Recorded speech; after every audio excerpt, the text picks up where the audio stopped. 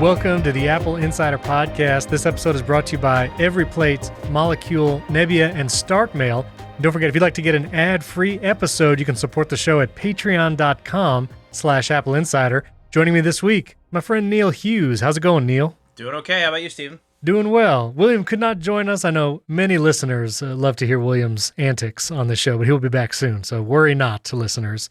So first off, I just want to get this out of the way up front. Neil, Apple is printing money over there in Cupertino. They had their Q2 earnings this past week, and they have taken $89.6 billion in revenue. That is a 54% year-over-year growth. There's a bunch of numbers and interesting facts. I'll put the articles in show notes so you can read exactly what Apple earned and where. The two most interesting pieces of information I thought, obviously iPhone kills it everywhere. The services saw a big increase, but the Mac, last year this time, it was at $5.3 billion revenue, and it almost doubled to $9.1 billion. This is the March quarter, so it's got to be those M1s are really, I think, doing well. And then the other interesting part was that Apple announced that they have 660 million paid subscriptions. And they don't really break that out. I mean, I guess, one, it just might be Apple Music, one might be the Apple One Services bundle, but their push for services revenue is really doing well. Yeah, and the interesting thing is services were up, but compared to everything else, they were actually the quote-unquote disappointment, I guess, of the quarter, only up 25% or whatever it was, right? Right. The real blowouts this quarter, I mean, it's kind of funny. We take the iPhone for granted because it's always a blowout, and yet again, here it was. But the big surprises were, as you said, the Mac, but also the iPad. Yeah. And you got to remember that these numbers came before the announcement of the new iMac, before the new iPad Pros. I mean, Apple's just cleaning up right now with people working from home and people and children doing school from home and all that. But yeah, the iPad and Mac numbers were absolutely outstanding, and it's a real testament to the power of Apple moving away from Intel and the buzz that they've gotten from putting out their own chip, because you can tell that people are responding to it. You can tell that this is going to be a very big deal, and it's going to be a huge wave in the months and years to come for the Mac. Yeah, absolutely. And thinking about their launch strategy for these M1s, I mean, it's amazing. They have an incredible quarter right now for Macs. Jason Snell actually tweeted, "This is a record setting. This is the best quarter of all time in revenue for the Mac, up 70%. It beat the record set 2 quarters ago." So just amazing. And then if they dribble out these M1 Macs, you got the iMac M1 coming out this month in May, and then who knows, whatever the high-end Macs coming soon. I mean, they could really ride this Mac revenue line up for the next year or two. So Apple knows how to do strategy. I mean, Tim Cook's an operations guy, so. Well, I'll give you a preview here because I'm going to be writing an editorial in the next few days about, there's always the naysayers of Tim Cook, which is hilarious. He can't innovate. He can't do this. He's just all about revenue or all that. Well, here they are innovating. They've moved all their products over to a single chip architecture. Right. He's released AirPods, the Apple Watch, new product segments that are hugely successful. The entire migration of the Mac over to Apple Silicon. I mean, you think about the things that have been done under Tim Cook's tenure. Oh, yeah. And the fact that they're making more money than ever. He's taking big and bold risks, and he's succeeding, and they're making more money than ever, and they're in a environmentally conscious, socially conscious company. They are, employees are happy, shareholders are happy, consumers are happy. It's just anybody who has any issues with Tim Cook at this point needs to get their head checked, because it's insane. The things that this guy has been able to accomplish are beyond the wildest dreams of anybody, and people who think that he's not the right fit for CEO are absolutely wrong. Yeah, I agree. And a lot of people have been commenting on colors coming back to the iMac, and that might not sound like a big deal, but there were many years in between basically now and back when the eMacs and those colored Macs were coming. We really didn't have colors, or I don't know if fun is a better word, but yeah, no, fun is the perfect word. Yeah. Fun. That's the word that it should be. Fun. These products are fun. You want to interact with them. You want to use them. People like that. And I mean, we could all use a little bit of fun in our lives right now. Let's get real. These launching right now are the right product for the right time. I would love to buy one of these new iMacs. I need, I need target display mode if I'm going to use it. Otherwise, it's not really for me. So I'm waiting for them. I'm hoping that when they do the 24-inch display that they're inevitably going to do with the same display that they're using on the iMac, that they do it in colors, because I would love to buy a colorful monitor. I think that they're great, and I think that more colors across all the products will be a good thing. Absolutely. And, I've been trying to branch into more colorful. I usually go space gray or black on everything, no colors. But this is a small step, Neil. But I got a pistachio green Apple Watch band. And it's pretty nice. I'm down with the colors for this. I saw you tweeted that. The color looked pretty good. It does look pretty good. So, branched in there. But, that fun aspect is something that Apple really captured early on, when other computer makers were definitely not fun. And so to bring that back, I listened to an interview on the Upgrade podcast with Mike Hurley and Jason Snell. They had actually two Apple employees, I think, in the product marketing, talking about the iMac colors and all that kind of stuff. And it's in a crazy amount of SKUs for the new iMac because you have multiple models, one with 2 USB-C Thunderbolt ports, one with 4. You have the 7 different colors, plus you have all the Magic keyboards, the Magic mice, the power cables. Like all of those are color matched. It's a ton of operational products basically that they have to keep track of and produce all these different colors, keep them in stock in the stores. But they obviously feel like it's worth it to be able to have that kind of playful product again and, add that back to Apple. I hope they knock it out of the park because, you look at some other stuff in the PC industry. I think of the gaming space. Oh, my goodness.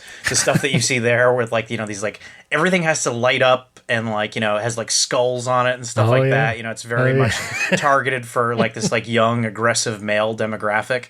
I love that Apple is the antithesis of that, and I love that it's fun. Yeah. Because even that gaming stuff, it's fun in its own way, right? Everything inside, your RAM needs to light up in your desktop or some crap like that. I don't know why they do that. The fans. Yeah, and people will be like, I'm not buying it. It doesn't have LED lights. Whoa, I'm the guy who puts tape over all the LED lights, okay? I don't want LED lights on anything. Right. I don't need that stuff. I don't want it. I don't have time for it. But having a colorful device that is a nice centerpiece of your office or your home or something that you hold in your hand, I think that's great. And I wish that the colors were on the new iPad too. For sure. Well, so talking about the iPad and the iMac, as you listen to this, if you listen to it on release date, pre-orders are now open for the new M1 iPad Pro, the new M1 iMac that we were just talking about, and the Apple TV 4K. And some other details have come out about these products that we'll get to in a minute. But Neil, I'm curious, what, if anything, did you buy on the morning of pre-orders? So I am picking up AirTag tomorrow. I have to say singular, but 4 AirTag tomorrow. I think you could say tags when it's 4, because Apple... I don't know. Apple is very serious about making it singular, so I'm trying to follow it in their style. Yeah. AirTag units, how about that? AirTag, sure. What do you call them? Discs, pucks, whatever? Yeah, something like that. I'm getting a 4-pack tomorrow, and I'm actually flying to Florida next week. Oh. First time, now that I'm fully vaccinated, I'm going to take a trip to go see my family. So I'm excited to test them out on an airplane. I'm going to have a checked bag. I'm going to put an AirTag in there, see how it all works, see if I can, see when it's coming around the carousel. We'll see. Yeah. So I'll have a feature on that in a few weeks when I travel and what it's like to travel with an AirTag. So I'm getting that, and I'm getting the Apple TV 4K, the new model with the A12 Bionic chip. I was 99.9999% sure the last time you and I spoke that I was going to get one of the new iPads. And I'm not getting one of the new iPads. I can't do it. Okay, and we're going to talk about why in a second, because I know you were pretty upset on Twitter when this news came out. But yeah. I will say I'm getting the new Apple TV 4K, new Siri remote. I'm going to wait on the iMac. I have an M1 MacBook Pro. Like you, I'm waiting to see where that second generation of M chips, M1X, M2, whatever it is, when that comes to the iMac, maybe larger screen and the more powerful MacBook Pro models. But I am definitely buying hard that new M1 iPad Pro, the 12.9-inch. I am coming from the 11-inch, so I was going to have to buy a new Magic Keyboard anyway, which we'll talk about the Magic Keyboard in a second. Yep. But I'm going to get that 1 terabyte, so I get the 16 gigs of RAM, the 12.9-inch, so I have the Liquid Retina XDR display. That is a name. It's a mouthful. That is a name. It's better than ProMotion. We'll say that. ProMotion is, yeah. That's a terrible name. Because what is the XDR is the Pro Display XDR.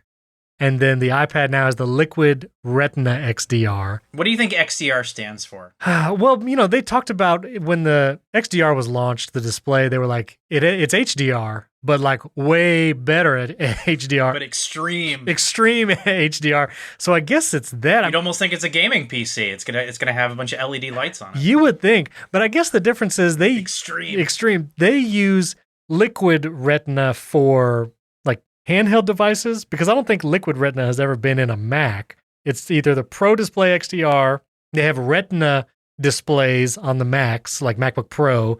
And when it comes to the mobile devices like iPad and iPhone, you have a Liquid Retina or just Retina. I don't know. I feel like it's a little too much naming. I don't really care about the branding. The screens are gorgeous. That's all The screen's going to be amazing. So I'm very excited to try it out. And again, I should have some AirTag pucks. I'll have some AirTag quantities coming to my house delivering. I got a pack of 4, and then I got 1 engraved. I wasn't sure if that was going to be delayed, but turns out it's all going to come the same day. And there were some reviews out of the AirTag units. Oh, this is miserable. The AirTag units. MKBHD had a review, The Verge, iJustine, they all had reviews. And so I'll put a couple of those YouTube links in the show notes. Watching the reviews, it's really compelling, especially using that precise location tracking. So if you're within, MKBHD said it was like 50 feet was the maximum, but if you're within that 50-foot range of the AirTag on your iPhone, if it has an ultra-wideband chip, which is iPhone 11 or iPhone 12, that it will have that arrow pop up on the screen and point in the direction of the AirTag. And that just looks sweet. I mean, especially if it's just in your house. Yeah, it's really cool. A lot of times it's not like the things are far away that you have lost. It's either in the house or in your place of work and you just can't remember, did you leave them on your desk? Did you put them in a drawer? And so having that arrow pop up and then the sound also, it's incredible that these little discs like Podc things can actually make a sound. You don't even see the speaker holes on it. Right. But that it can make it sound and that you get that ultra wideband location tracking.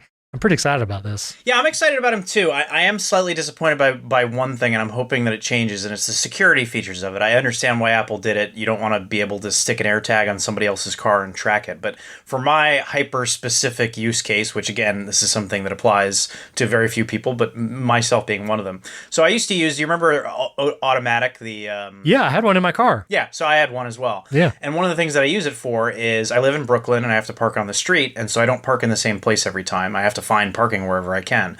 And I share a car with my wife, and we have to find the car. And so sometimes if I need to go get it and she's the one who parked it, then I got to ask her where was it, and she'll be like, oh, it's on this street. This lets me know where the car is at all times, and it just makes it easier when you're parking. Right. So one of my thoughts was I would love to put an AirTag in my car. The problem is I drive it once every maybe 3-4 days at most, right? And apparently with the AirTag, if it hasn't been within range of your phone within 3 days, it starts beeping and sending off an alarm so that you don't track somebody, which I get it. Like, I totally understand that. Right. I wish that there was, I don't know how you get around this because we need to be privacy conscious and we can't allow people to creepily track people or whatever. But yeah, that's a use case for me where I like the Automatic. I would love to be able to do that with the AirTag, and I probably won't be able to.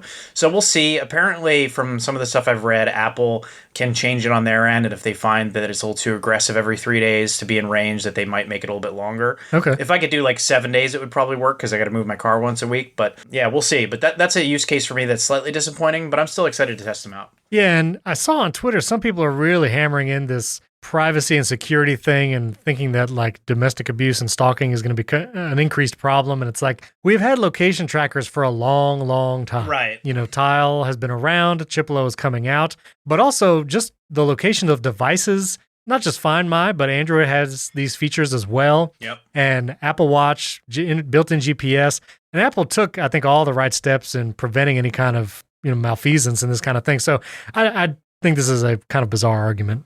It's a little overblown, and I wish that there was a little bit more granular control, but I appreciate that Apple's looking out for security. So, like I said, it's a minor gripe, and it's something that's just specific to me. And I think at the end of the day, erring on the side of caution is the right way to go with this stuff. So I think it was the right move by Apple, but we'll see how it works when it's in the wild and everybody can use them. Yeah, absolutely. And of course, the huge benefit of the Apple AirTag, apart from something like Tile, is if you do lose something, like you left it on a subway train or whatever, that all Apple devices, the iPhones and things like that, can see this AirTag. They can't see who it belongs to readily, but it can ping the location using all the Apple devices around.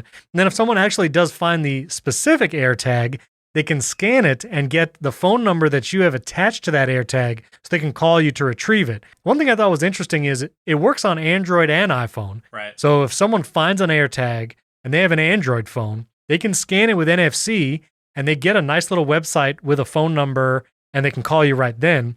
If an iPhone user finds an AirTag, it doesn't have the same cool NFC scanning feature.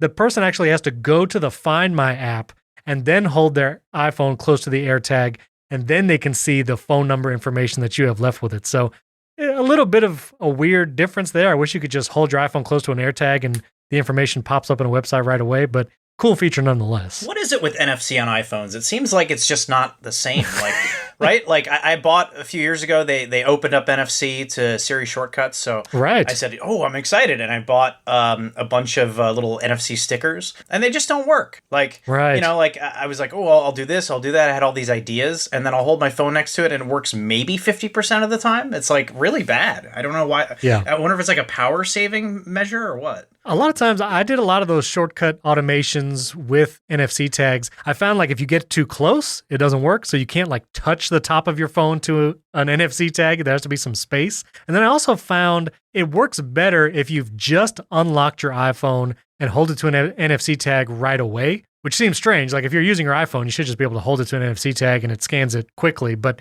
for some reason, if I lock my phone, unlock it, and then hold it quickly to the NFC tag, it works. So it is strange. But then other things like Link, L-I-N-Q, they make business cards and Apple Watch bands now that have NFC in them where you can scan the thing and it's like a virtual business card, but you need to use either the app or, do some kind of like weird shortcut thing. It doesn't just work. You can't just like hold your iPhone close to it and then the information just pops up in a website. So I do wish that Apple could open that up and also use NFC on the Apple Watch in the same way, because right now you can't do an NFC automation and shortcuts from the Apple Watch. It's only the phone. Right. But the Apple Watch has NFC too, so it's just weird differences there. And this is why I'm a little disappointed that we don't have the U1 chip on everything at this point. Right. Because like even AirDrop, how long has AirDrop been around? Like 10 years now?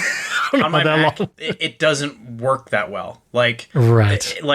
It'll work well on my iPhone, but like if I'm trying to AirDrop to a Mac or from a Mac, it's like I'll tell my wife, "Oh, I'll send it to you." It's not sending it. It cancels out. She can't find it. Got to open AirDrop in Finder to get it to trigger. Change it so it's open to everybody, not just your contacts. Change it back. Like it seems like a lot of times we're just messing around with it to try to get it to work, and it's not working. It seems like it works a lot better on my iPhone than it does on my Mac, and I attribute that probably to the fact that they have more advanced wireless stuff in the newer iPhones than my 2018 Mac or whatever. But it's like I do see with my HomePod Mini and my iPhone 12 Pro, when I put it within range, it immediately starts working. So it's like, give me the U1 chip in everything. Like I want everything. In all these devices. Exactly. It's not in the new iPads. Right. It's not on the new iPads, which is really unfortunate. It's not in the new remote for the Apple TV. The Siri remote. I know. Missed opportunity. You were actually close to being right. AirDrop came out 9 years ago. In 2011 with iOS 7, so good call on that. Yeah, it's been around for a long time, and it still doesn't work that well. And I attribute it mostly to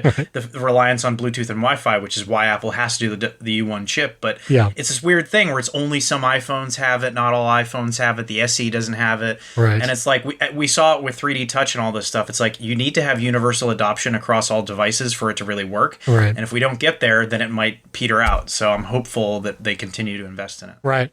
So my son, he thinks he's an expert on all Apple devices now. And he was trying to AirDrop something to me. He has an iPod Touch, pretty recent model, iPod Touch to my iPhone. And we were at a place where I was connected to the Wi-Fi network of the place, but he was not. But AirDrop is supposed to work either way. AirDrop is supposed to work like you could be in the desert. Right. And you and another person can AirDrop something to each other. You need no internet access. Exactly. And so he wasn't on the Wi-Fi network, but his Wi-Fi was on. And so I told him, AirDrop works without it. You don't have to connect to the Wi-Fi network. And he was like, okay, but I don't think it's going to work. And I was like, yeah, he said, no, I think I need to be on the Wi-Fi network. I need to have internet to AirDrop. And I was like, no, you don't, but okay. And so we tried to AirDrop first and it didn't work. And then to prove his point, I put his iPod Touch on the Wi-Fi network and then AirDrop worked. And I was furious because now it looks like he got the upper hand on this Apple device from me. So yes, I would love AirDrop to work better. Wait, he thinks he knows everything about Apple products? It sounds like he's well on his way to becoming a AppleInsider commenter. He might be. He thinks he could do it at 12 years old. So I kid because I love. Yeah. So Apple has not announced the official availability date of the new M1 iPad Pro, iMac, and Apple TV, but they have said second half of May. But then friend of the show, Jason Aten, actually found in the HTML code of the newsroom press release that May 21st was in one of the description dates. So again, not for sure because Apple did not officially say May 21st, but it looks like May 21 might be when these products deliver if you order it on launch day, or available in the store. So you have about 3 weeks we have to wait before these products are available. So May 21. I don't buy it. You don't buy it? I don't buy it. Remember a few years ago when they announced the trash can Mac Pro, and they were like, it's shipping before the end of the year, and they shipped like 1 unit at 11:59 p.m. on December 31st, and like, we shipped it, see? And it's like, come on, that doesn't count. That doesn't count. So you're saying if I get my order in at 8:01 a.m., that you don't think I'm going to get it May 21st? You'll be lucky if you get yours on the 21st. I would say more likely if they go on a Friday, it'll be the 28th. But they do have until Memorial Day, Monday the 31st. But since it's a holiday in the U.S., it'll probably be the 28th would be my guess. If I was betting, that would be the most likely. Neil, I just think you're mad about the Magic Keyboard. I think that's why you're downplaying all this. This episode is brought to you by EveryPlate. EveryPlate is a meal delivery service that makes it easy and affordable to cook hearty, delicious, family-pleasing meals. I'll be honest, I've checked out those other meal delivery services, and a lot of them are kind of expensive. But EveryPlate, one meal is basically the price of a cup of coffee. And not only that, but these meals are filling and taste great. You get more bang for your buck. EveryPlate dinners are less expensive and more fulfilling, and it's a great alternative to takeout or delivery. Maybe you struggle to meal plan or get recipes together. Well, think of EveryPlate as doing the grocery shopping for you, the meal planning for you, and sending you the recipe. EveryPlate provides easy-to-follow recipe cards, beautifully designed and very easy to follow, might I add, with pre-portioned ingredients so you can spend less time prepping and cooking and more time enjoying good food with family or loved ones. You can get meal kits for 2 people or up to 4 people, and if you're by yourself, get the 2-meal plan, and then you can have lunch for the next day. Maybe you're struggling to get to the grocery store or find time to shop. EveryPlate can take care of all of that. Recipes come together in just about 30 minutes. It's definitely faster than a trip to the grocery store and starting a meal from scratch. And we all know what it's like to try and find a recipe online. You got to read somebody's life story before they just tell you the ingredients. Well, that's not the way with EveryPlate. You get these beautiful meal cards and easy to follow. I've gotten a number of these meals, and let me tell you, one of my favorites is this sriracha pork stir fry. I don't cook full meals a lot. I can make some eggs, I can grill a steak, but I've never done a full meal like this one. And the ingredient list and the steps made it super easy. This sriracha pork stir fry, it tasted great. It was the first time I did a meal like this all by myself. And I also got a sweet and tangy cherry meatballs and a garlic rosemary chicken. And let me tell you, not only was it filling and tasted great, I was able to save the second portion for lunch the next day, and it worked out. It saved me time, even over 2 days. And because typically a meal is just $4.99, I'm saving money too. So you can try EveryPlate for just $1.99 per meal, plus an additional 20% off your next 2 boxes by going to everyplate.com and entering the promo code AppleInsider199. That's all one word, AppleInsider199. Go to everyplate.com, click the Get Started button, and enter the promo code AppleInsider199. Our thanks to EveryPlate for sponsoring this episode. This episode is brought to you by Molecule. That's Molecule with a K, and they are leading the way in air purification. Listen, we're all spending a lot more time indoors, and indoor air can actually be 5 times worse than outdoor air. Plus, you have allergens, and maybe there's even pets in your home. Believe it or not, over 80% of people living in urban areas are exposed to air quality below World Health Organization standards. And you might have tried other air purifiers before, but Molecule is unique and different. You see, most other air purifiers collect pollutants on filters like a HEPA filter, and then you have to empty that or change the filter. But those things aren't destroyed. The pollutants and the things in the air, they just are trapped. But Molecule actually uses a patented PICO technology. That's photoelectrochemical oxidation. That's the fancy word for it. And it is scientifically proven to break down pollutants to safer molecular components without producing ozone and known lung irritants. And it destroys those airborne pollutants. It doesn't just trap them. In fact, Molecule's PICO technology meets performance criteria in FDA guidance for use in helping to reduce risk of exposure to COVID-19. But what I actually love about Molecule air purifiers is that they don't look like other air purifiers. They are beautifully designed. Some models even come with the HomeKit, Apple Smart Home standard, and the technology is revolutionary. The units look sleek and modern, and they're made with premium materials. Molecule also has a wide variety of products that cover small rooms up to 250 square feet, or the Molecule Air Pro for extra large rooms up to 1,000 square feet. And don't think about this just for your home, but maybe the office or workplace. It's a great way to purify the air and destroy those airborne pollutants instead of just trapping them. So here's what you do. For a limited time, you can save up to $120 on Molecule air purifiers by visiting Molecule, that's MOLEKULE.com,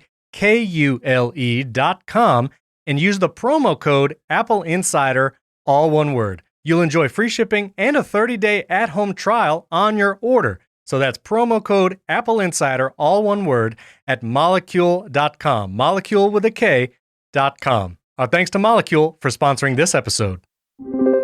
So the news came out, and an Apple rep actually confirmed it to Wes Hilliard here at Apple Insider. But the 12.9-inch iPad Pro, the new one, the Magic Keyboard, it was not available at first, and now Apple says it is available, but the new model Magic Keyboard for the 12.9 inch is only for the new model. And the implication is if you bought the 12.9-inch Magic Keyboard last year, when it was launched, this thing's only a year old, that it will not fit the new model 12.9-inch iPad Pro because it's half a millimeter thicker. Now, Apple confirmed this. I'm still waiting for the initial reviews to come out because I really want someone to try it, because there's been people on Twitter like shoving pieces of paper to make up the thickness difference. Right. And people say like, it fits just fine. It closes all the way. I don't know why it wouldn't work. So, but Apple did say it does not work. If you have the old 12.9-inch Magic Keyboard, the first generation one, that it would not work with the new one.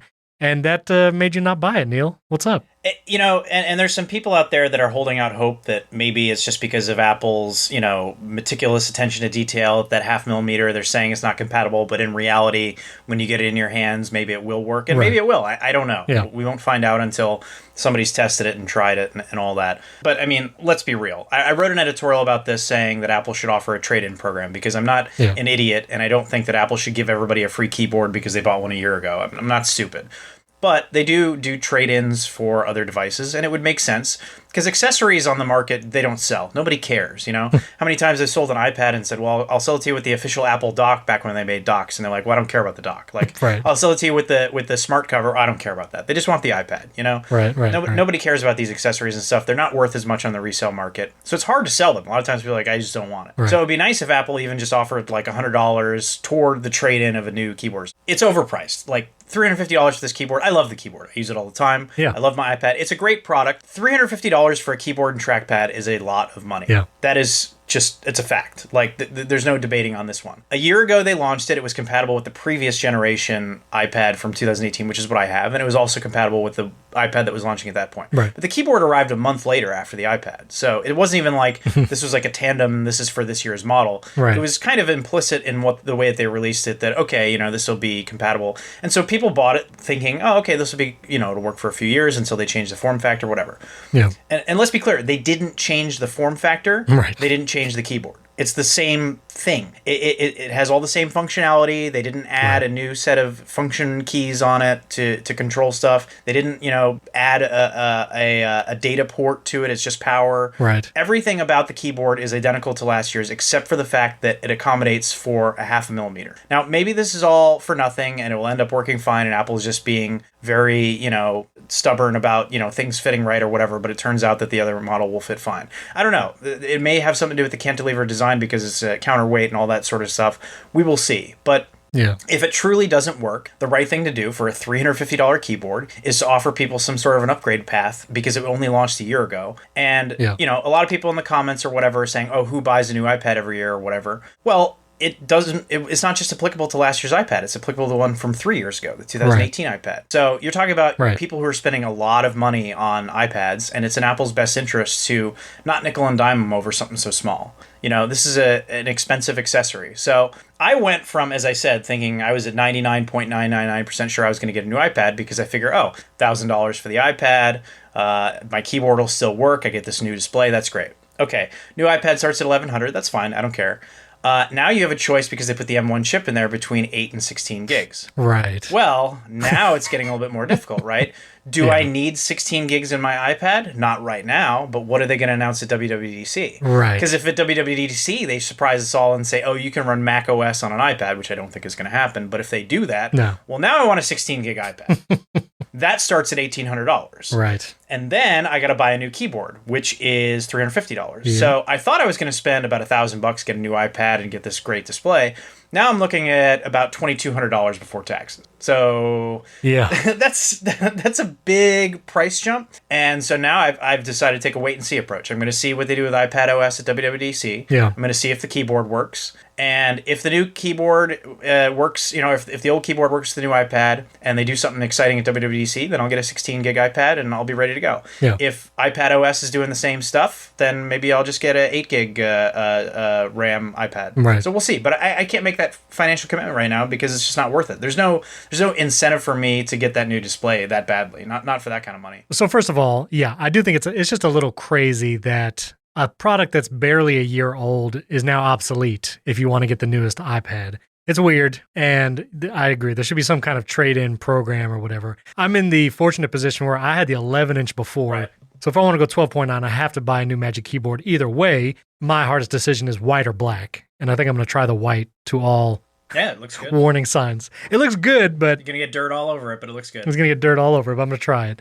Your And we'll son, see how who's it an cleans. Apple expert, is going to get his fingerprints all over it. Oh, they can't touch anything. That's just terrible. I mean, kids, just everything's dirty. But anyway, and what's difficult too about the iPad Pro is as excited as I am about the M1 chip, 16 gigs of RAM, it has blurred the line so much between the Mac and the iPad because you can get the same specs in this new iPad Pro as you can in the MacBook Air, the MacBook Pro, the new iMac, and the Mac Mini. Like this iPad can be spec'd just as high. And I guess I understand why they called the chip they put in the iPad Pro the M1. Maybe for marketing, maybe it's because everybody just loves it and they were like, well, everybody loves a chip, let's just put it in there. But it just blurs the line so much when it's the exact same chip. It's not an A14X, it's not some other chip for the iPad Pro, it is the exact same M1. And if you look on Apple's website and you spec up a MacBook Air, it's going to be cheaper than this new 12.9-inch iPad Pro if you get the keyboard with it. For some people, I had people emailing me and tweeting, if I want to get a device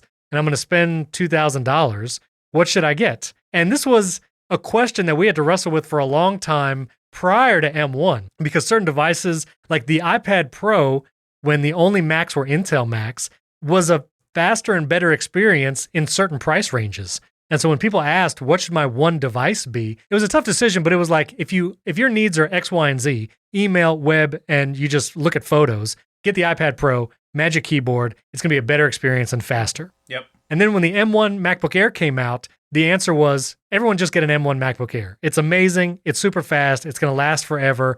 And unless you're doing some kind of super video editing or development, like this is the computer for you. But now people are having the same question.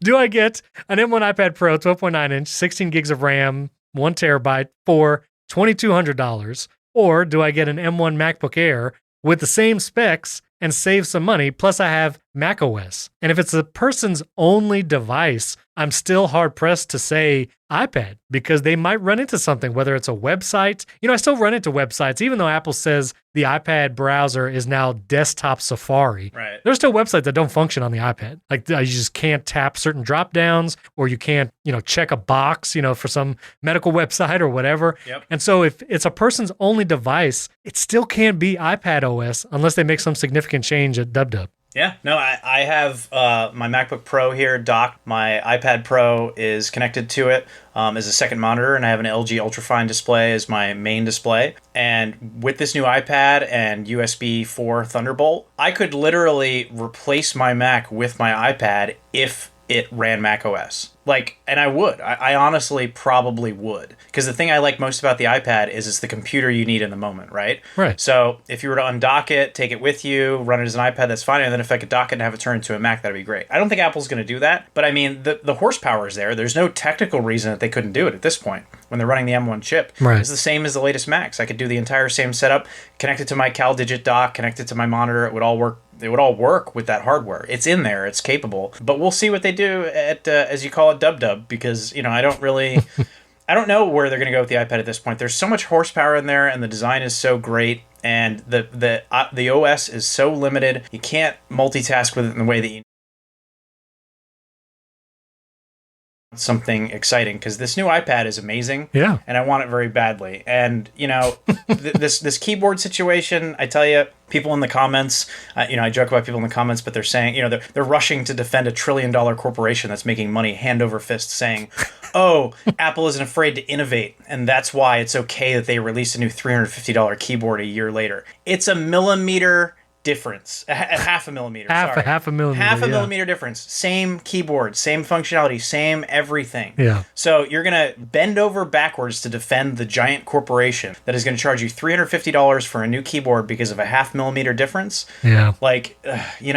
Listen. Yeah, that's tough. I understand that people, are very big fans of Apple and this corporate stuff and all that. Corporations are not your friend at the end of the day. You need to look out for yourself with your own dollars too. So keep that in mind. Yeah. And just to be clear, the MacBook Air, same specs, is $1,650. Yep.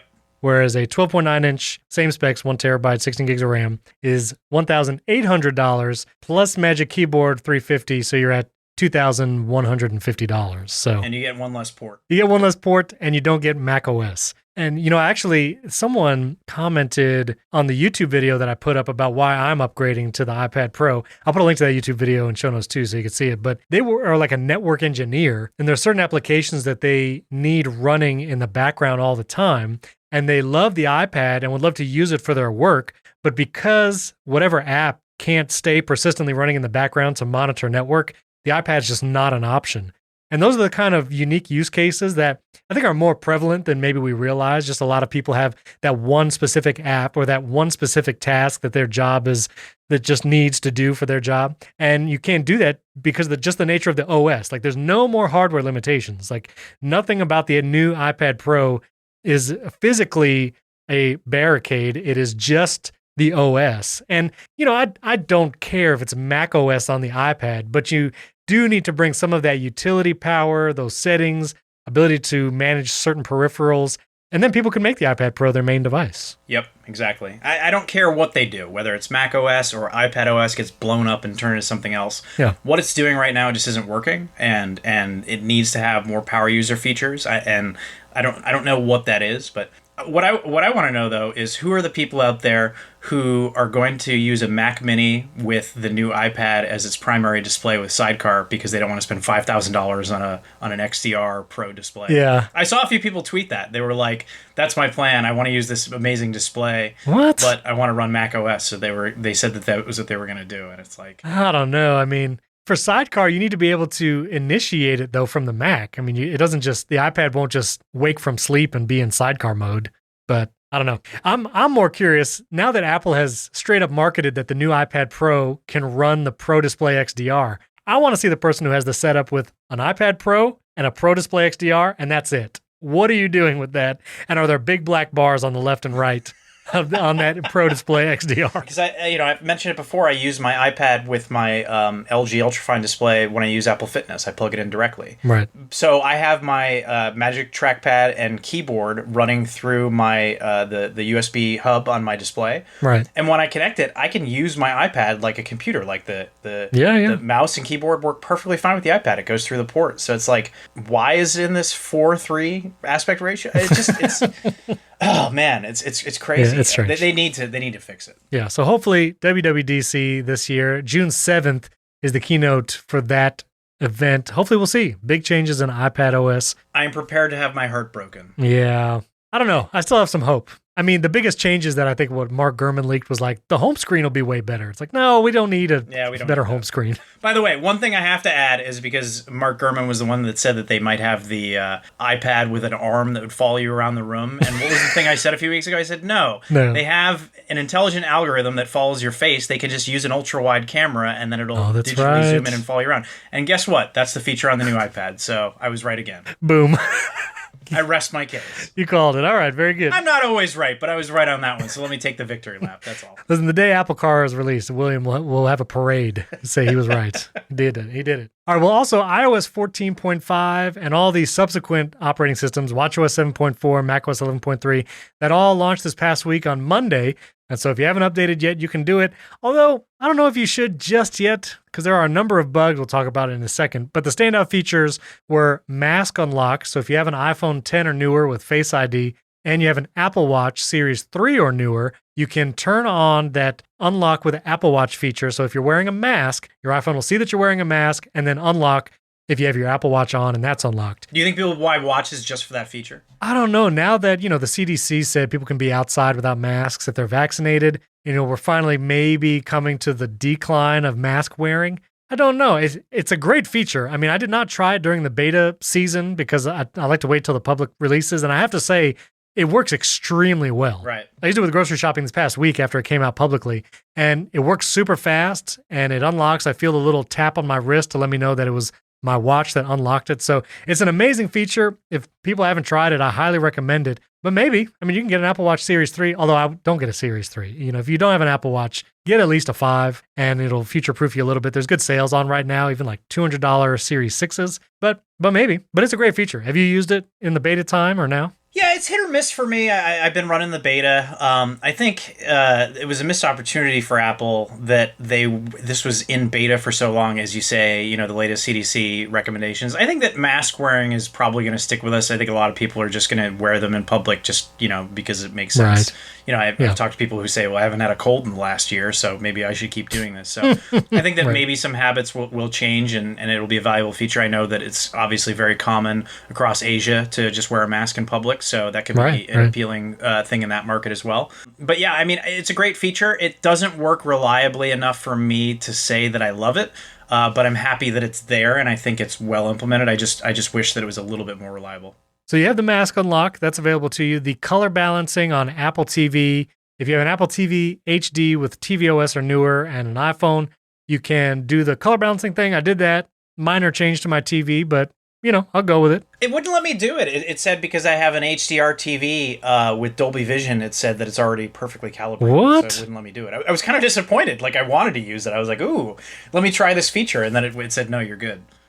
That's strange. So I have an HDR TV. It's an LG, but I guess Dolby Vision is like another level HDR. Yeah, it's like Dolby has a standard for HDR, whatever the calibration thing is, you need to have, whatever. So, yeah, I went to turn it on and it was like, I almost wish that they would just let me do it anyhow, like not even change anything. Yeah. But, like, let me feel cool holding my phone up to my TV and have it work. But now it said it wasn't necessary or something, so, okay. It was pretty interesting. It's a fun little animation it does on the screen. You hold your iPhone up and it says, here's the difference, and you can toggle between the balanced color from Apple or the way it was before and choose which one you want to go with. So, did it on the One TV. It's pretty cool. It does disconnect for a second sometimes now. Like if I start watching something, if I click play on a movie or TV show, it'll actually lose the input connection for a second and then come back when the show starts.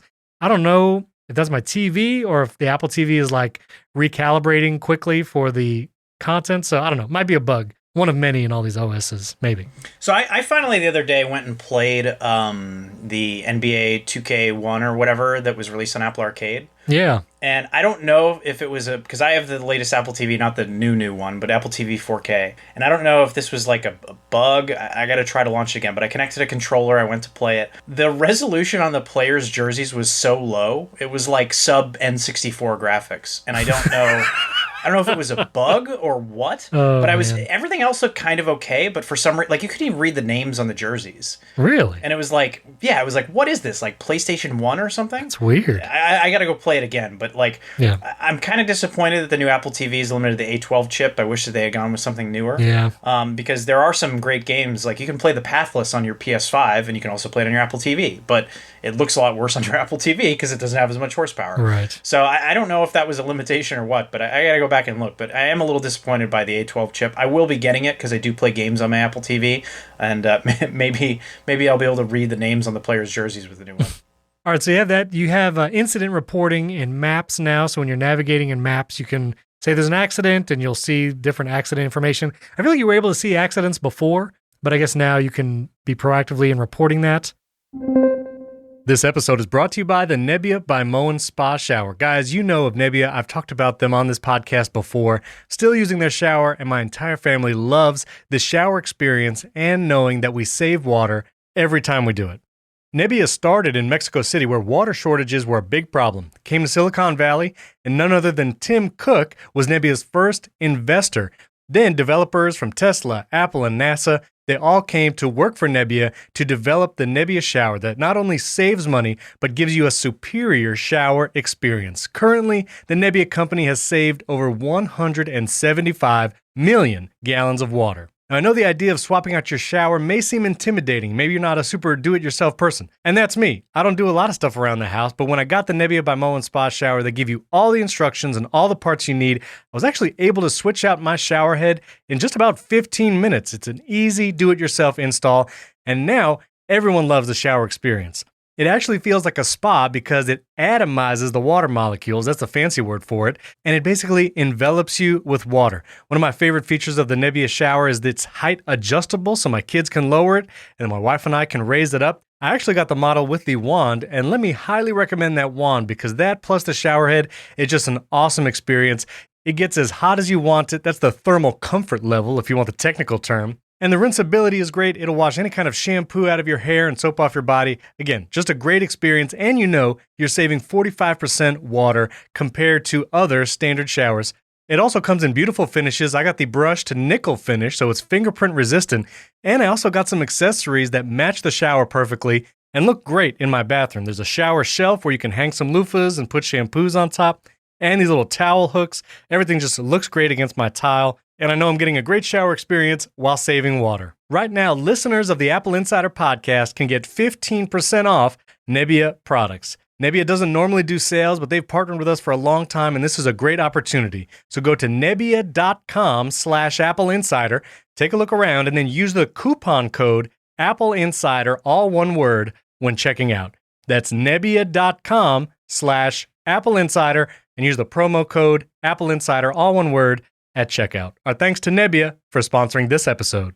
This episode is brought to you by StartMail. Listen, free email services like Gmail and Yahoo aren't really free. You pay with your privacy.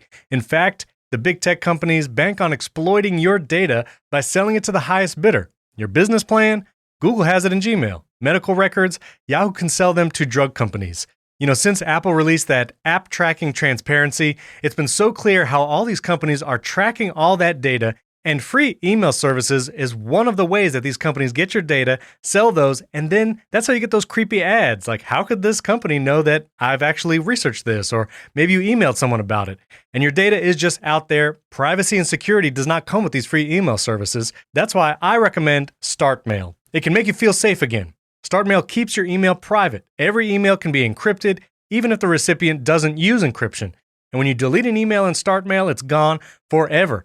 StartMail uses their own servers, not Amazon's, which a lot of cloud services use the Amazon Web Services, but StartMail has their own servers, which means they can't be put out of business like Parler. Switching to StartMail is seamless too. You can easily transfer all your current email data, so there's no starting from scratch. And StartMail is also backed by the most stringent privacy laws in the world. You also get unlimited anonymous aliases. This can protect your main email address from spam and phishing attacks. So when you're giving your email to a company, or maybe you're using it on a website like Craigslist, create an alias for free in StartMail, and then your actual email address isn't out there for the world to see.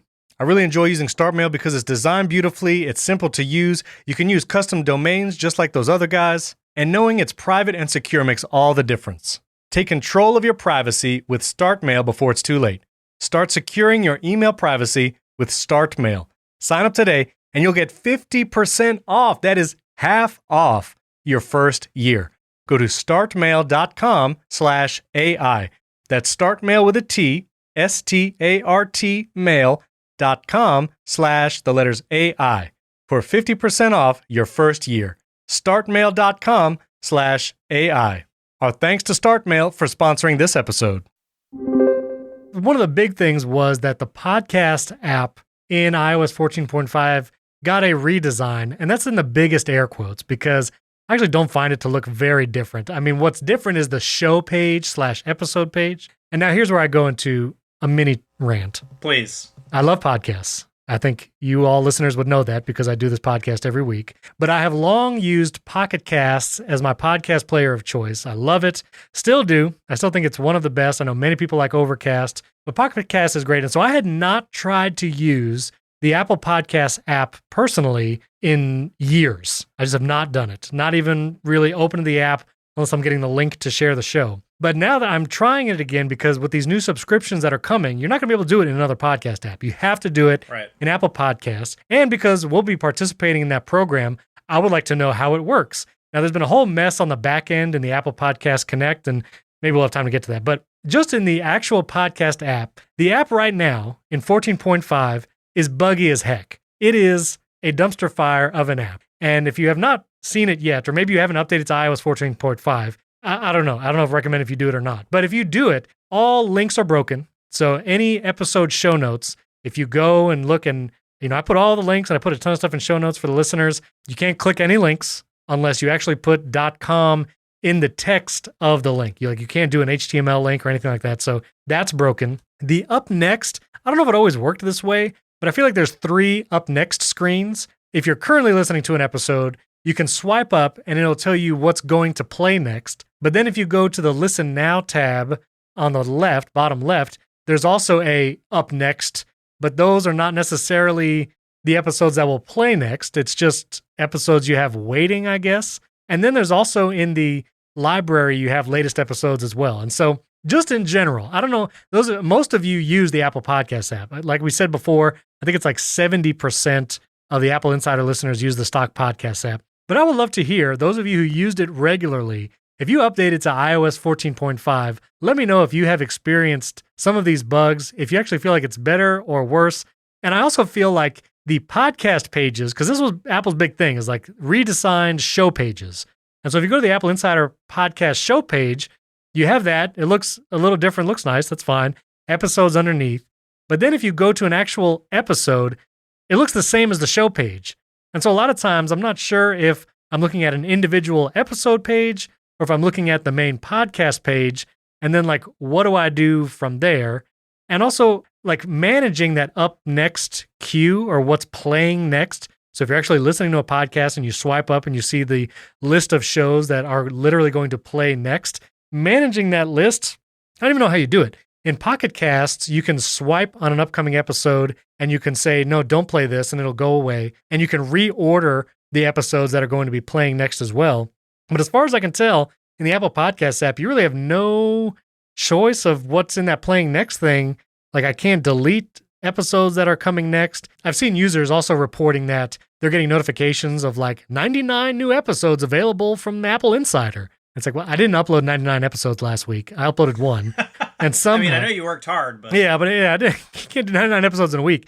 And I've gotten actually those notifications for several shows because I've never had notifications on before for Apple Podcasts. This is the first time. And it's like 99 episodes available from this and other shows. So whatever is going on in Apple Podcasts, it is really broken. And so I'm hoping that bug fixes come soon.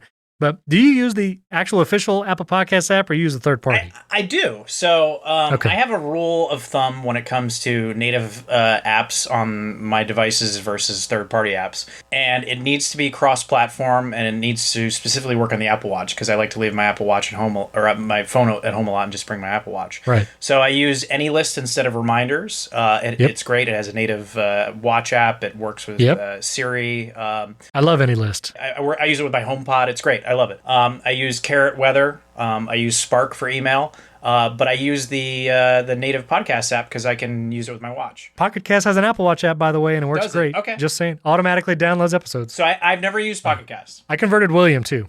But you're on 14.5 or are you on the beta on your iPhone as well? I'm on beta. Okay, so how's the Apple Podcast app for you this past week? I basically just play a podcast and that's it. I don't dig into the show notes or anything like that. I realize that's sacrilegious to say since I know you spend so much time putting all this stuff together in the background. No, that's right. Nobody's perfect. That's fine. But that's fine. I just listen to the podcast, and so I don't really have any problems.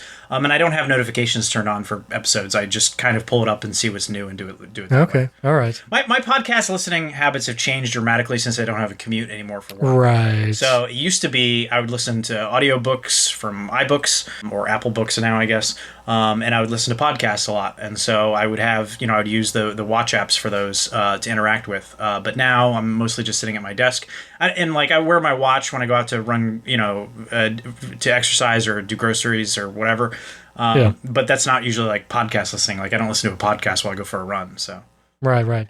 Well, there's a website, transistor.fm, and Dan on Twitter actually sent me this link, and I'll put it in show notes. But Transistor is like keeping a running tally of all the things that are broken in the Apple Podcasts app and in the Apple Podcast Connect creator side. Or you can visit that link if you want to know all the things that are broken with it. But did you get all your Connect stuff worked out? I just got access to the AppleInsider shows like 2 days ago. And so it was a solid week where you had to sign up for the new like Podcast Connect. Like there were agreements to sign. Right, yeah. You had to put in the technical context. So we did all that. And then it was like nothing. I would log into Podcast Connect and it would say, oh, we're getting your shows ready. It'll be a few hours. And a few hours turned into basically a week.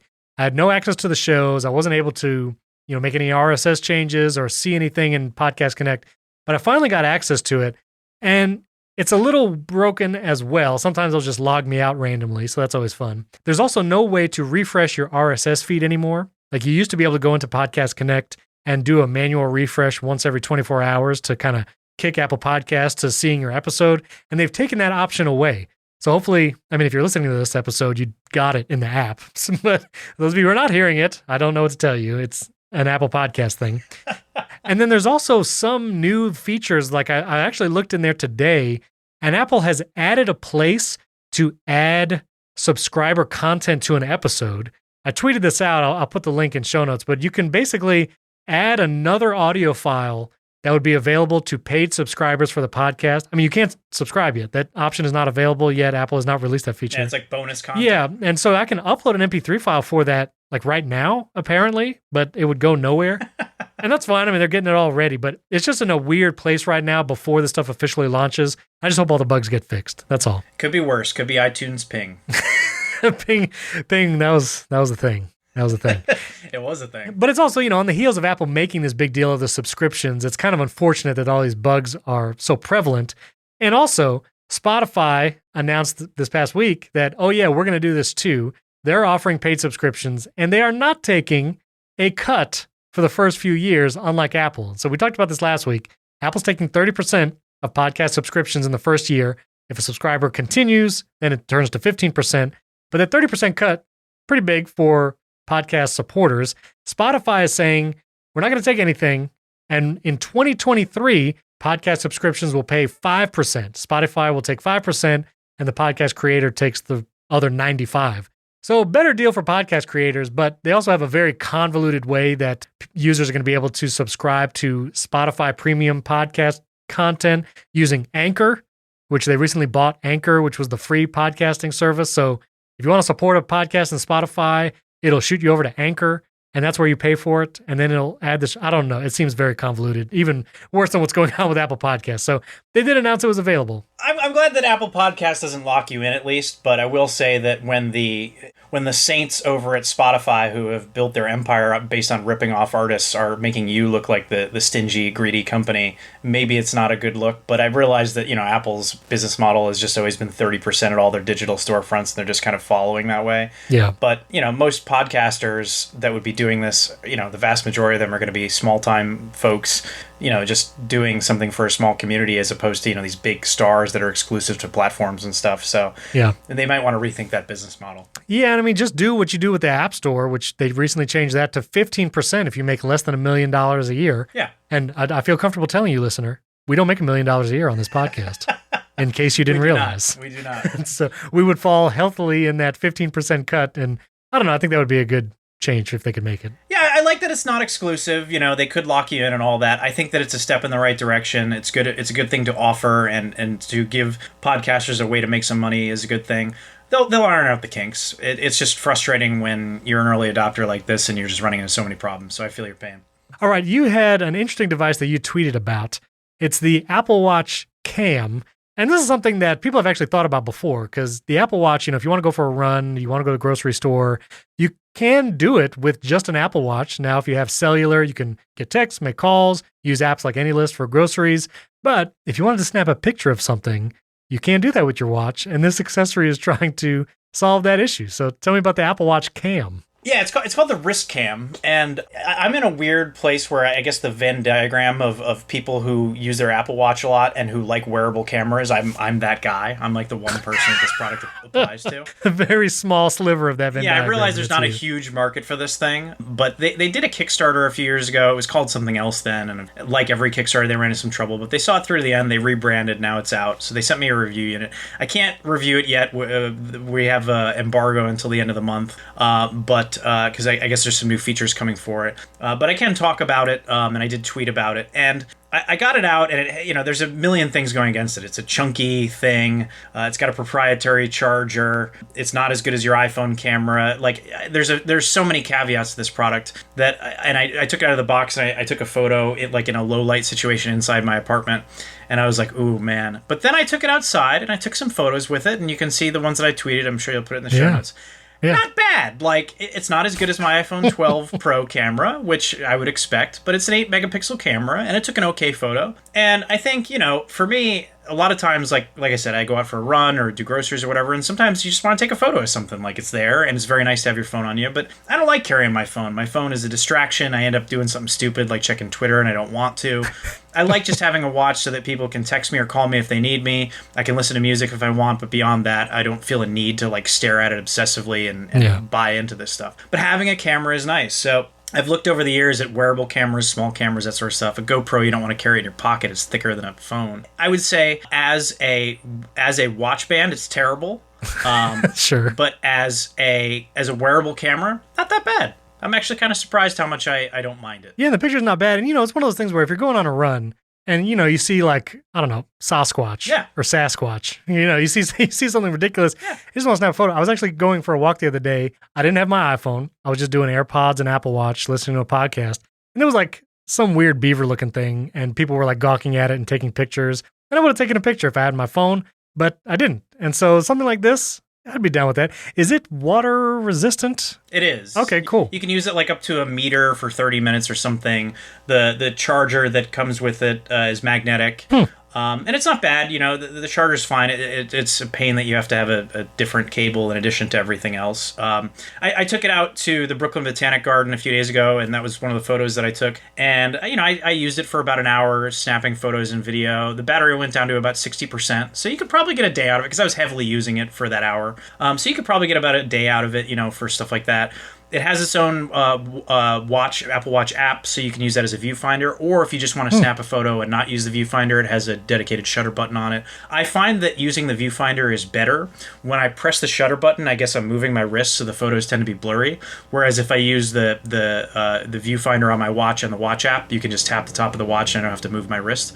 It also has a selfie camera, which I don't know that I'll ever use. I don't love myself that much, I guess. And the selfie camera also takes photos only in portrait mode, which I find to be kind of weird. I take all of my photos in landscape mode, so I don't know how much I would use the selfie cam. But the outward-facing cam, yeah. I mean, if you really want to have a camera on your Apple Watch, it's not a bad accessory. Yeah. The problem is it's $300. Oh, wow. That's more than a watch.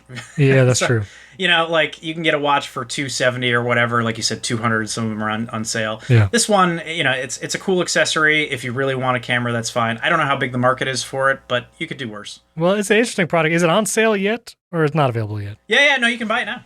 Okay, very cool. Very cool. Yeah, they're shipping them. But yeah, I'm surprised by how much I enjoy it. Okay, very cool. Well, we'll put the pictures and show notes and the links to Neil's tweets as well. And before we go, I wanted to add this one amazing tip someone sent me on Twitter. Ben on Twitter sent me this article from a mobile gadget site, but it is instructions to turn off notifications from the Shortcuts app for all notifications. And this is one of the things where if you have automations that run on your iPhone in Shortcuts, whether they're time-based automations, NFC tags, whatever automations, they send you a notification every single time. And I really wanted to turn this off because I just added another shortcut automation. With iOS 14.5, you can now change the rotation lock of your iPhone screen in Shortcuts. And so I created an automation where every time I open the Photos app, it turns off rotation lock so I can turn my phone sideways and the picture orients correctly. And whenever I close the Photos app, it will lock rotation back. It's an amazing automation. And I love it because that's the only time I really want to change the rotation lock. But every time I opened the Photos app and closed the Photos app, it was sending me a notification because it was a shortcut automation running. In addition to many other automations I have running, my Apple Watch face changes certain times of day. I have some home automations that run in shortcuts. So I really do not care to get these notifications. And if you go to the Settings app on your iPhone, Notifications tab, Shortcuts is not there. Apple does not let you turn the notifications off in that Notifications tab. But now, the article that I read said if you have screen time enabled on your phone, most people do, but if you don't, you can go to Settings, go to Screen Time, turn Screen Time on. You don't have to set any restrictions or anything like that. It just tells you how much time you've been on your phone. Or you tap See All Activity, and you can see all the different apps or whatever and how most used and all that. And if you go down, there's an area called Notifications, and it tells you how many notifications every app has sent you in that day or in that week, depending on the view. And here, you will see Shortcuts as one of the things as how many notifications it has sent you that day. Now, all the other apps have this little arrow next to the app, but sometimes Shortcuts does not. If you don't see the arrow, just go back a day or go forward a day, and then that arrow will appear. And if you tap that in next to the Shortcuts app, you will get a notifications options, and you can turn off all notifications. You can turn off banners. You can customize the notification. If you go to that, the screen time settings, the notifications, and tap Shortcuts. And I turned off all shortcut notifications, so now all my automations run, and I don't see a single notification, and my life is way better, and it's incredible. And I'll put a link to that tweet in show notes and that article because I know a lot of people get bothered by this. I highly recommend you try it. It's pretty amazing. That's a great tip. I use the Shortcuts app a lot, but I mostly use it with my HomePod because I have it using, so like, for example, I have a Roomba, and it doesn't integrate with HomeKit, but I can create a shortcut that uses if this then that to trigger my vacuum. But you don't get a notification when you do it with the HomePod, so that's nice. Right, but I do have HomeBridge running, and I can connect my Roomba via HomeBridge to HomeKit. So I actually see my Roomba in my home thing, and it has its own tile. Do you run HomeBridge on a Mac or on a Raspberry Pi? I run it on a Mac Mini. Okay, so you just have it running all the time. Yeah, and it works really well on that Mac Mini. It's like a base model Mac Mini I got a while ago to run a Plex server, and I installed HomeBridge on it, and HomeBridge works amazingly on it. I know with some Raspberry Pis and the Hoobs PC, there's kind of like varying, like, it worked, kind of doesn't, but I found it on Mac Mini works. Yeah, I used to run HomeBridge on a Raspberry Pi, and it crashed too much, and that was why I went with shortcuts, Siri shortcuts, and if this and that for my needs. So. And if this then that is great. I mean, it has worked consistently. I've used that for different things too, but HomeBridge on a Mac Mini, I recommend. Well, listeners, let us know. Did you get an M1 iMac or iPad Pro? Did you get up that new Apple TV? Or did you get some AirTags in the mail? And have you tried those yet? We'd love to hear from you. You can tweet at myself or Neil. Our Twitter handles are in the show notes. You can also email me there. Don't forget, you can support the show and get an ad-free version of every episode at patreon.com/AppleInsider. That link is in the show notes as well, if the show note links are actually working in your podcast app. I hope they are. And we would greatly appreciate a 5-star rating and review in Apple Podcasts. Don't forget to check out HomeKit Insider that comes out every Monday, where we talk about HomeKit and smart home devices, and Apple Insider Daily. Get the top Apple News headlines in just a few minutes. Thanks for tuning in. We'll catch you next time.